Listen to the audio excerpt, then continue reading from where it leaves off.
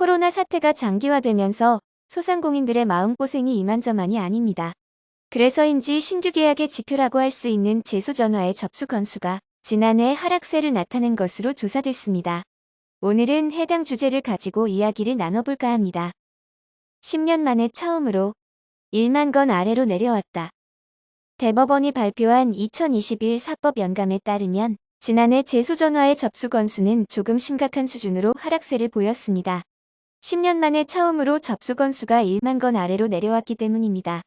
통계를 살펴보면 2017년 1만 983건, 2018년 1만 907건, 2019년 1만 415건으로 경제가 좋건 나쁘건 항상 1만 건을 유지해왔습니다. 전국 법원별 통계는 어땠나?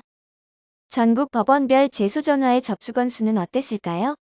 대법원의 통계에 따르면 서울중앙지방법원이 2252건으로 전국에서 가장 많았고 수원지방법원이 1870건으로 뒤를 이었습니다.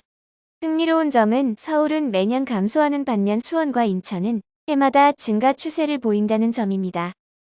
제수전화의 하락세에 대한 엄정숙 변호사님의 의견은? 통계에서 나타난 제수전화의 접수 하락세에 대해 엄정숙 변호사님은 다음과 같은 의견을 말씀하셨습니다.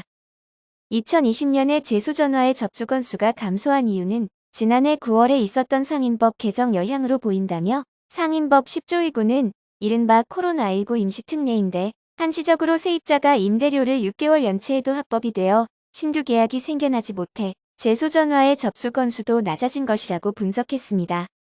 제수전화의 접수 건수 하락세는 당분간 지속될 전망.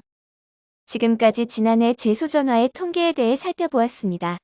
지난해 9월 개정된 상임법으로 인해 6개월 임대료 인체가 합법이 되면서 신규 계약이 줄었기 때문으로 보이는데요. 하지만 올해 3월경 해당 법률이 종료되어 기존 계약 파기가 속출할 것으로 예상됩니다. 하지만 신규 계약 역시 늘 것 같지는 않습니다. 코로나19가 장기화되면서 월세를 내고 들어올 세입자 찾기가 쉽지 않기 때문인데요. 엄 변호사님도 제수전화의 건수 하락세는 당분간 지속될 것으로 예상하셨습니다. 다만 제수전화에는 꼭 신규 계약 때만 작성하는 건 아닌데요.